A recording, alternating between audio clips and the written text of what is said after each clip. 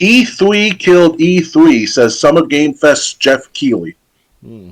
SGF host, producer Jeff Keighley, refuted claims that the show is to blame for the death of E3. In a recent VGC podcast interview, Summer Game Fest host producer Jeff Keighley hit back against claims that SGF is responsible for the death of E3, the Entertainment Software Association's seemingly defunct but once very popular annual gaming expo. I think E3 sort of killed itself in a way, Keeley said, when Expo shows a reputation as the source of E3's downfall. I understand why people say I killed E3, but I think of anything, we created Summer Game Fest and built Summer Game Fest because I saw the wheels falling off the wagon of E3. Keeley created Summer Game Fest in 2020 after the COVID pandemic led to E3 2020's cancellation. Ideas for a virtual event were entertained by the ESA but never materialized. After the cancellation of E3 2021 and 2022, Summer Game Fest popularity only grew.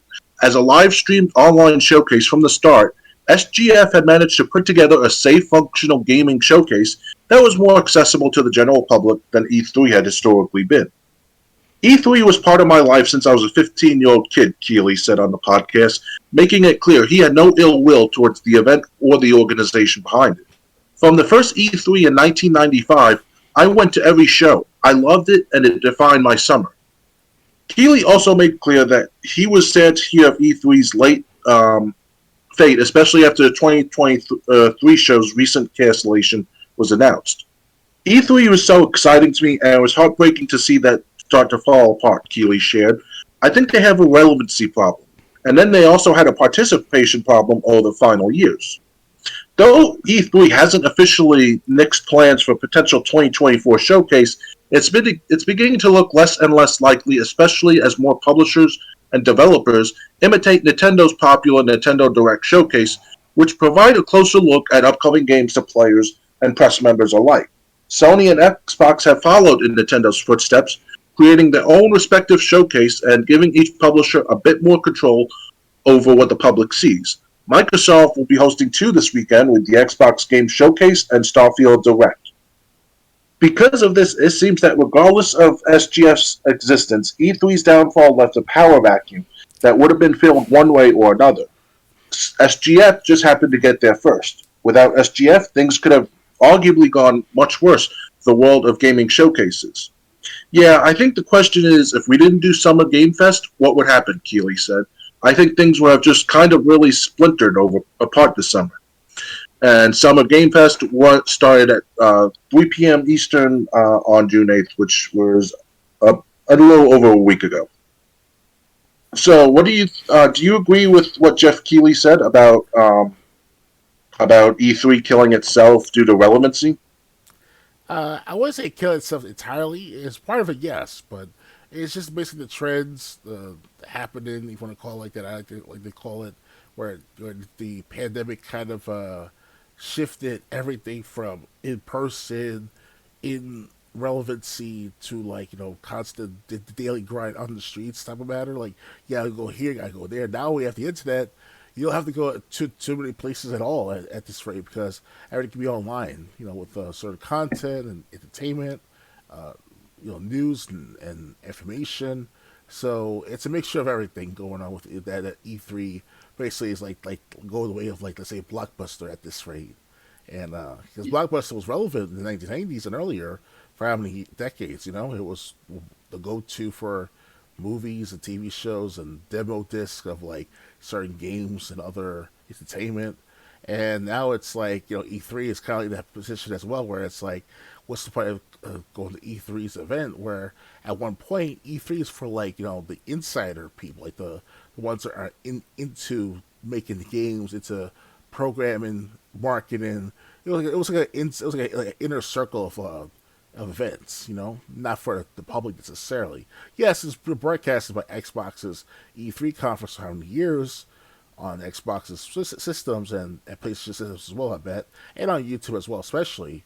But then after 2020, it was like, yeah, we needed to save some money as each company, each game company, each of its conferences, like the Nintendo, Ubisoft, Bethesda before they got acquired by Microsoft.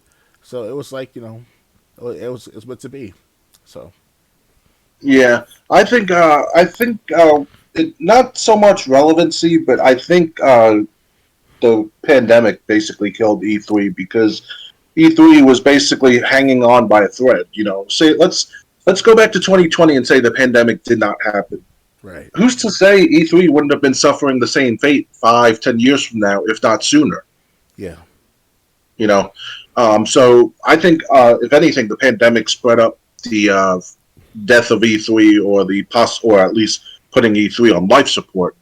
Um, yeah, with the Summer Games Fest and with people with companies able to put their own events together where they don't have to rent out a giant space, to host E3 for the weekend or whatever. It makes sense to just do a virtual presentation, um, and let people, whoever wants to see it. Because if people can't go to E3, at least at these showcases, they can go and see at the showcases that they care about, oh yeah. and you don't have to spend money on a hotel and transportation and all that other stuff. And I mean, I think so. I think it was something that was going to happen either way, but it's sped up. It was sped up thanks to the pandemic. Not only that the E3 is by the way the dodo bird, but also GameStop as well. A comparison to that trend as well within 2020, 2019 time, and because I was since the Well, pandemic and all, it was relevant where you go to hear about E3 news through their Game Inform magazine. Now it's like you get the news on the internet without buying a subscription. Sometimes I say this.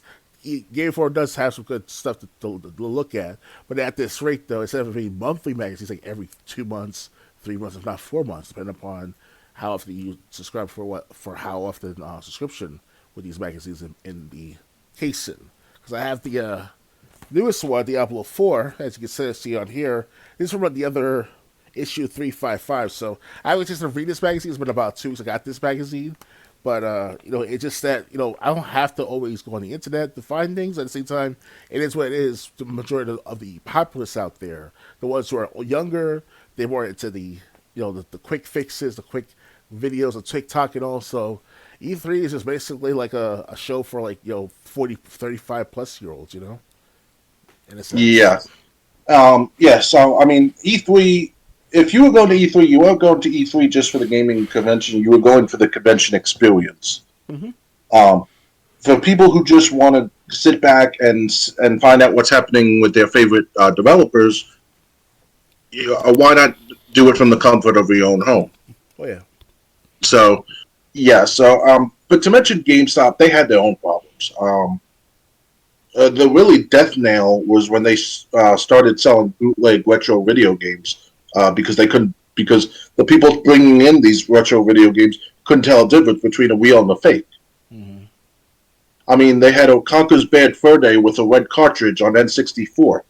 Conker's Bad Fur Day was a gray cartridge N64 game. Originally, Even I yes. know that. Originally, definitely.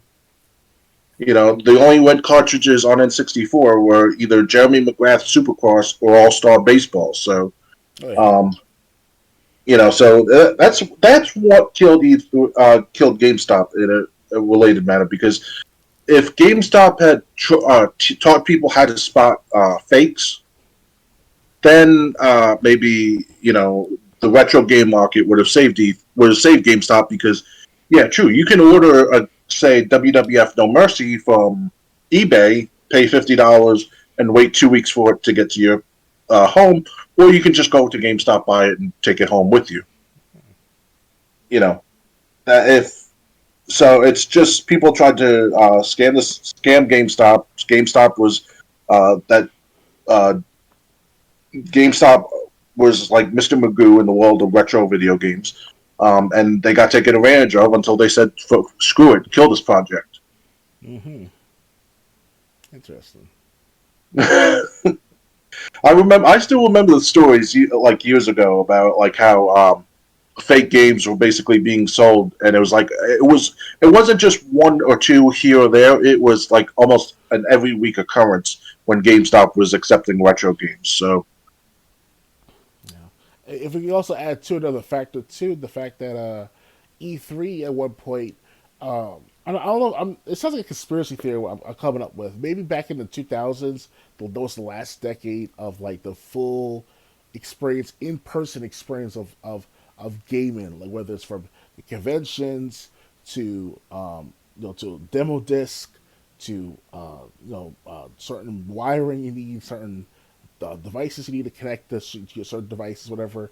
Now after 2010, 2011, 2012, and up until 2015 and beyond, it's this transformation of like the smartphone definitely create this all-in-one experience now. Now you have everything on your phone. Everything's on your phone now, literally, and it's like you don't have to go to E3 just to go to see what's out there. Now you have the phone and you just do whatever you want to do with it. It's amazing to me. Like I haven't had a smartphone until like 2019, and I realized that by the time I got the newest smartphone for my track phone services, which is the Motorola G style or no G6, it was somewhere around there, the Motorola G series, and I was like, wow, this is very high tech and all these devices and all. It's amazing. Like the E3, it's just obsolete now at this point. Because any person in the United States, especially the world, can make their own little E3 style type of event as well via the internet. Like you can start your own gaming company or your own studio or your own anything, or both. Make sure both. Like you be like the next Nintendo, if ever.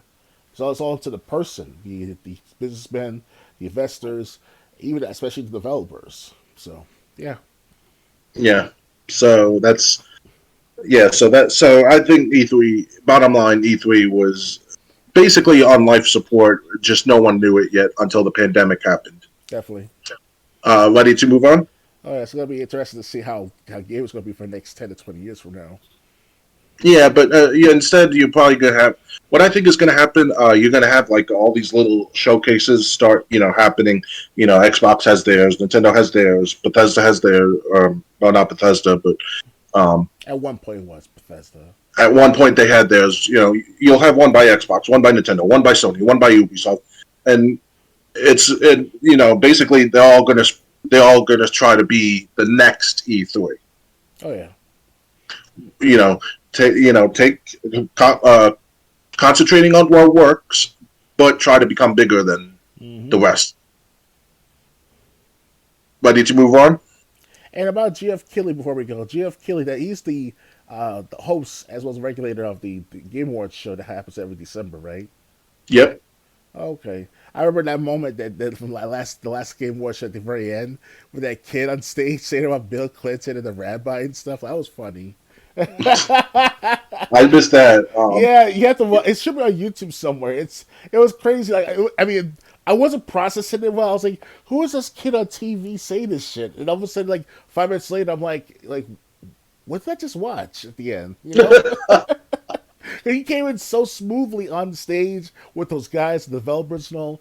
I thought he was just like a student or perhaps a a son midget? or a son or a son to some father that brought his son to the award show with as developer or whatever. You And thought maybe he was a little. You thought maybe he was a little adult person. not a little dope, but like like a student of some developer or a prodigy or something like that. I don't know. You never know, right?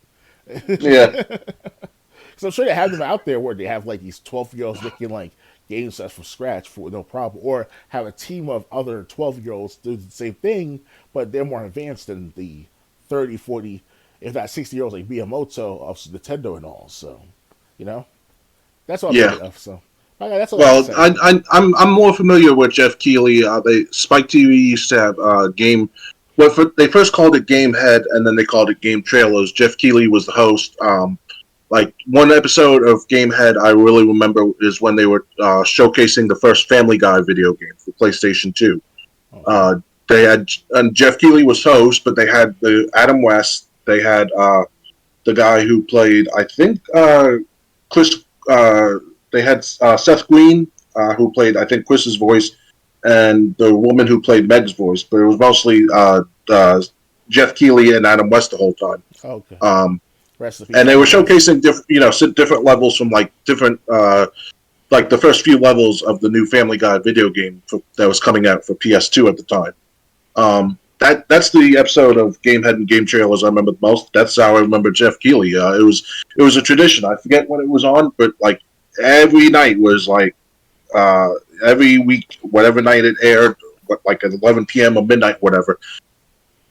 I was watching Gamehead at the time, so Yeah, rest in peace, Adam West. You know, he died back yeah, at least 2 or 3 years ago. Last time I checked. So yep. I'm ready. Ready to move on? Yeah, I'm ready. If anything, I would love to have Jeff Keighley come on our show for a guest appearance. Oh well, that'll be like a price on our head up for him right now. Yeah, yeah. We'll never be able to afford it, so Maybe one day we will when we become rich and famous on our own accord. And yeah, right, right. guys. It's up to you, audience. Yeah. All right, next, Madden NFL 24 release date, franchise, superstar mode, and more. This game's reveal was a foregone conclusion, of course, but the details are always worth diving into. Madden NFL 24 has officially been revealed by EA, giving football gamers the annual fix of the only NFL sim on the market. This year's game is dedicated to the foundational football, said senior design director Connor Dugan in an interview with GameSpot, which of course translates to many different aspects of the game getting addressed. In addition to that, franchise players have several new features to look forward to, and this nostalgic superstar mode makes its return with a greater emphasis on molding your own NFL athlete across an entire career. Here's everything you need to know about Madden 24. Beta time, start time, and how to play. Before we get into the details, some players are already sold on the game simply because it's the newest Madden. We know how you feel, so if all you care about are the beta details, hang tight as EA has not yet revealed the beta start time. We know there will be one, however, as the team previously announced it. As soon as we know more, you'll find it right here in this section. The beta will likely kick off this month, June, if past years are any indication. Madden 24 release date. Madden NFL 24 launches on PC, Xbox Series, and PS5 on August 18th. Those who pre-ordered the deluxe edition will get full game access 3 days sooner on August 15th, along with additional virtual items. Madden 24 cover star. This year's cover athlete is Buffalo Bills quarterback Josh Allen. Upon hearing the news, several Bills have excitedly jumped through tables, we assume. Okay. Madden 24 gameplay changes. Last year, Field Sense system reworked the fluidity of gameplay. Well, that's putting it lightly.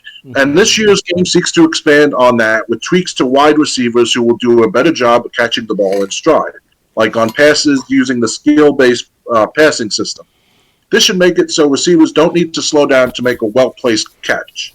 New diving catches and no-look passes among other new animations are meant to further diversify what players will experience on the field play after play. On defense, new wrap tackles, scoop tackles, and hit stick animations will help do the same. Madden developer EA Tiburon says the focus on foundational football affects most every aspect of the game.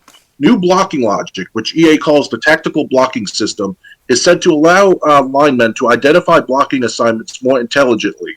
If this works well, it would address one of Madden's most viral complaints. Additional logic and animations in this regard will allow for chip blocks, linemen branching in and out double teams on the fly, and pushing the pile. Collectively, this is meant to enhance the running game specifically. All behaviors are getting some improvement, too. EA said that CPU quarterbacks will now use the skill-based passing system, which was added last year but not utilized by AI opponents.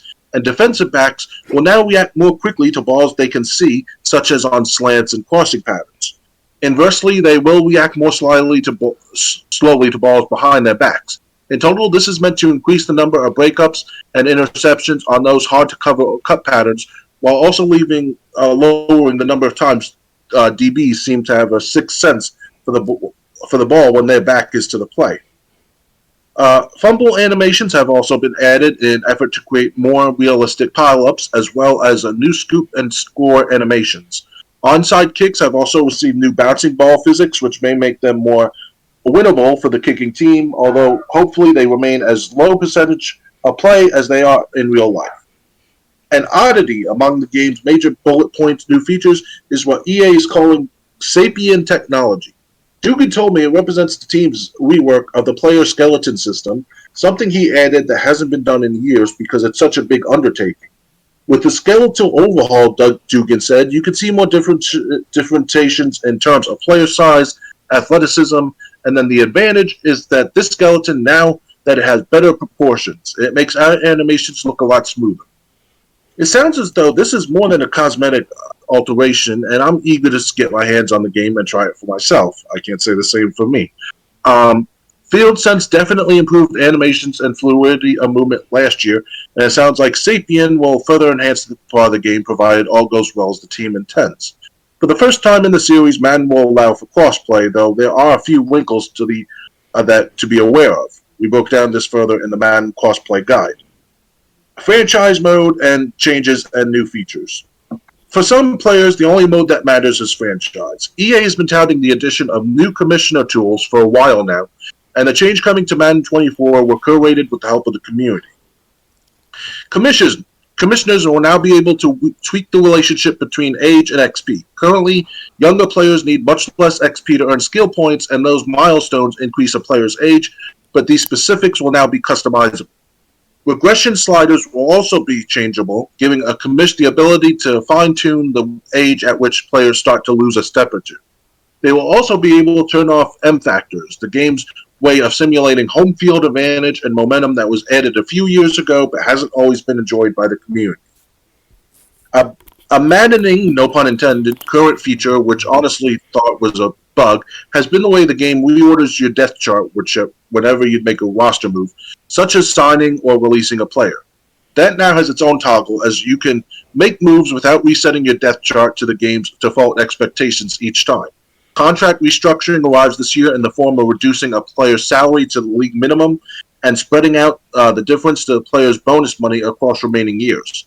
Expanded trade slots allow the bigger Russell Wilson-like trades are also debuting in Madden 24. Commissioners will be able to customize the number of free agency bids that can be placed per team per free agency period. Play cooldowns, which have been in the game previously, can now be set for offense and defense individually. As Dugan told me, damn, this is how much? Okay, I was starting to think like this article looks a lot longer than I thought. As Dugan told me, responding to community requests like these was a big point of emphasis. Another was expanding coach trees. In Madden 24, offensive and defensive coordinators, as well as head coaches, will now have an additional skill tree to unlock as players progress through their franchise mode. Another change for the GM-minded players comes during the NFL draft. While the scouting system seems to be unchanged from Madden 22's overhaul, draft classes have been expanded to include more player variety, including a few archetypal drafters, who may be clones of legendary players, some who may possess 99 weighted attributes like break tackles even as a rookie, and at position players who may be drafted at one spot but thrive in another, like the QB turn WR trajectory we see some players follow. These players will remain rare. Dugan told me, but some players can be found at least some of the time now that there are 50 new and unique draft generators added to Madden 24. The team has also decided to bring back and expand mini-games, including weekly practice drills, which had become automated in recent years. Players will still be able to choose focus players each week, but the process of improving them will be done manually like it used to be.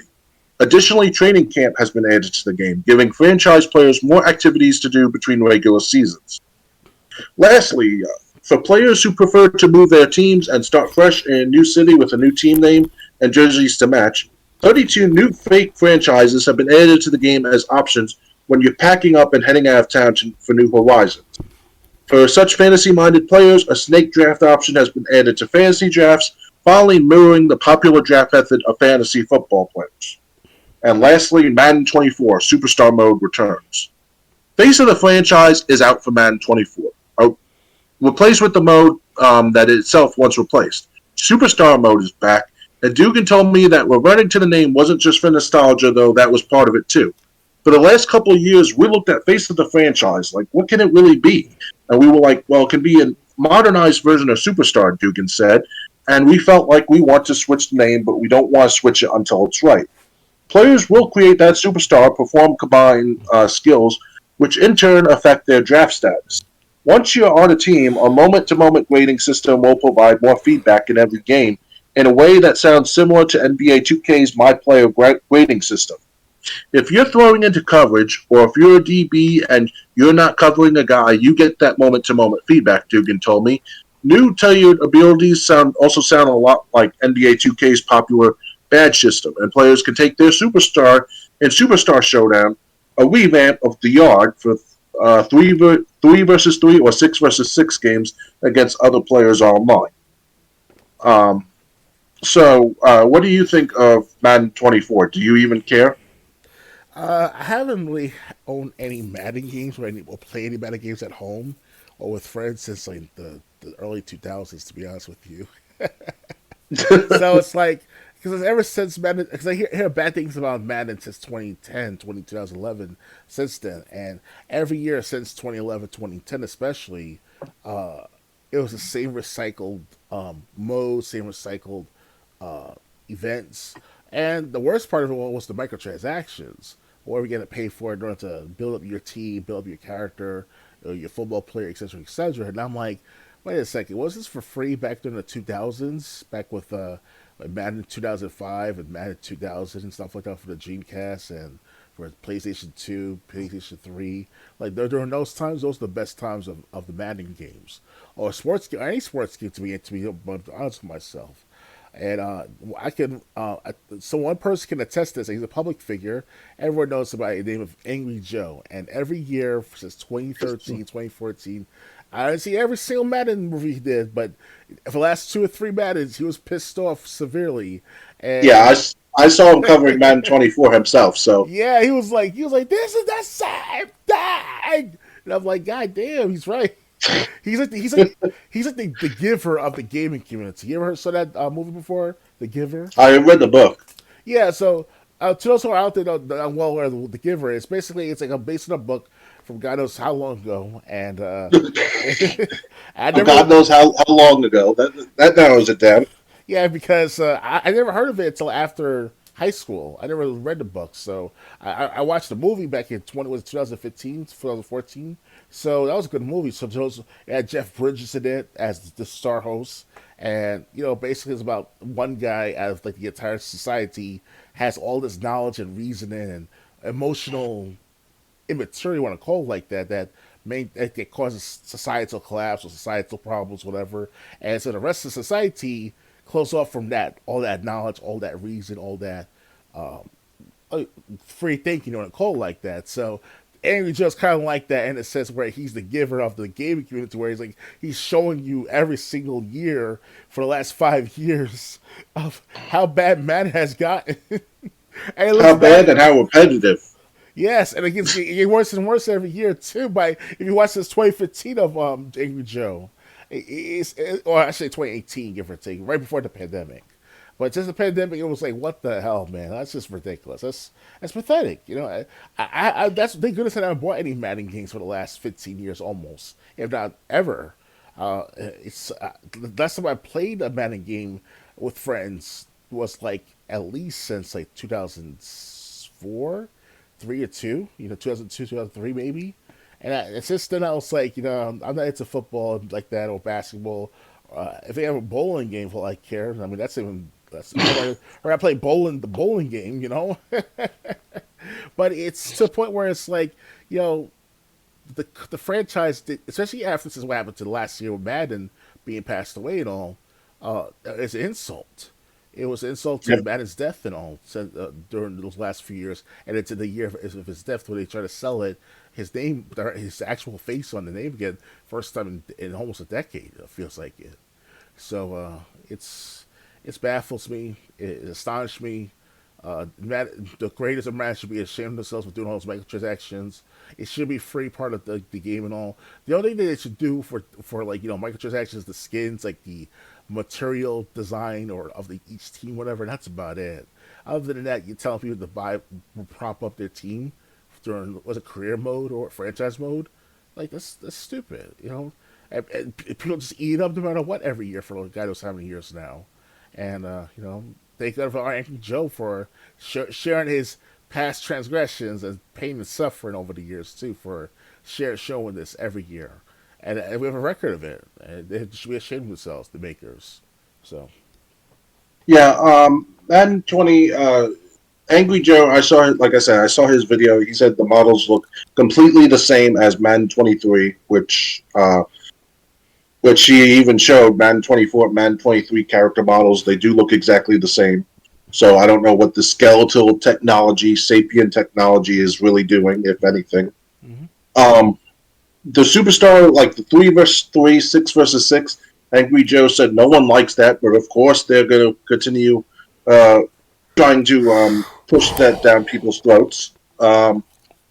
So yeah, I the last game I actually went out and bought, and this was a long time ago, and I only bought it because I got it for like $5 or $6. Was Madden 19, and I got that like a couple of years ago. And the only reason I got it was because so I had an Xbox One football game.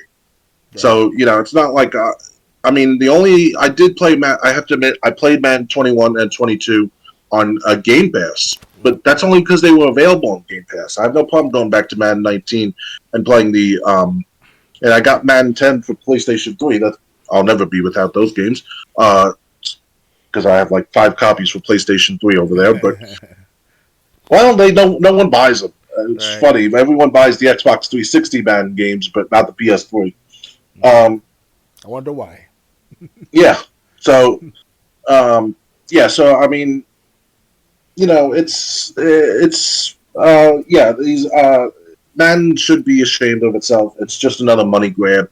Um, and but unfortunately, as long as they keep making money, that they have no reason to change. And I understand they're trying to make some money. The makers are mad, and I understand the feeling. Business is business. I'm starting to see that in my classes I attend online for the last 3 years up until this past January. The 4 P's in marketing and things that matter, and the equivalency of exchange, etc., etc. But can we at least keep it rolling with the content being refreshed and very renowned every now and then, every couple of Maddens.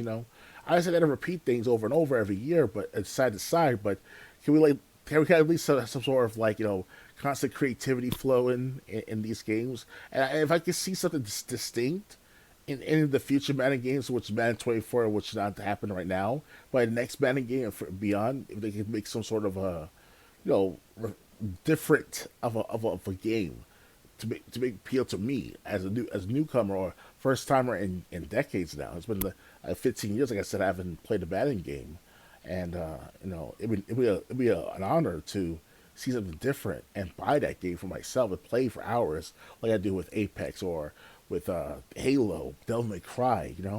But then again, those games are a separate audience, of course. So I don't really fit into the sporting sheep. They call us, the black. It's called the whales. They call these people whales when they spend hundreds of dollars, thousands of dollars, tens of thousands of dollars on microtransactions, and they make $1 billion last year just in Apex alone over these microtransactions, not some other game. Last time I checked, so it's just astonishing. Like those are the people who are very um, just you can't save them. They'll spend whatever they want Yeah. to spend. I have to say, the people who spend like tens of thousands, like thousands or tens of thousands of dollars on microtransactions, I always never understood it because, like, say you buy enough packs to have the best team, the best fantasy team in Madden 23. When Madden 24 comes out, you're going to pay full price for Madden 24, and none of the things you purchased in Madden 23 carry over. So you're starting at square one again, and you're going to spend tens of thousands or more for things that are going to last 9 months. Yeah, the highest, the latest, or the longest cycle of any Madden game so far is like every 2 years, 5 years, not even. They shut down the servers for that Madden game. I hear. It's just I just never understood. Uh, like even the WWE games, DLC. Sure, DLC was extra wrestlers and like arenas and stuff, Mm-hmm. but at least when the DLC was there, it's still there to use. But I'm not someone who's just buying every WWE game year after year after year just to buy more DLC again. Mm-hmm. It's the only reason why I still own the 2K16 was because the games were gold back many years ago with the 2K games of the wrestling WWE and all. So that's the only reason why, as I said, Stone Cold on the cover on it. That's the only reason why I bought it and played about a minute of it. But obviously, you can tell I lacked the time to play that game. But still, it looked good at the time because you brought up the legends, Oh, and all. That's yeah, going through Stone Cold Showcase was fun. yeah. Although I do have to say, I did not like the. I understood why they did it, but I did not like the fact that they basically glossed over the whole invasion storyline. But to be fair, Stone Cold's main rival during the invasion was Kurt Angle, and Kurt Angle was in TNA when the game came out. So Yeah. I mean, WWE should have at least went out and see if they could have gotten Kurt Angle's permission to use him in the game. But Well, yeah, um, they own the rights to the Kurt Angle brand, obviously. So well, I know wrestlers have their own. Like if you don't work for WWE, you have the right to use your own likeness and image wherever you want. mm-mm. So So from what I hear, especially for Rikishi and all, like Rikishi's own rights to when he moves to we move to the independent circuit, especially the independent circuit. Like he only calls himself now called last time I checked he wasn't wrestled Rikishi, is that he called Kishi or Kish, one of those names. That's about it. right, He can't say but anyway, Rikishi. He can't say Rikishi in his current organization he's in wrestling. Last time I checked with Rikishi. yeah, in WWE you don't WWE owns everything, but like when you're in a different company, Impact, which was the biggest before All Elite Wrestling came out, you could do like you could sell your likeness and image to any other company that you wanted or to any deal that you wanted. That costs money, So like whatever. um, anyway, that ready to move on from Madden 24. Oh yeah, I'm ready. All right, next PlayStation Plus free games for June 2023 available now.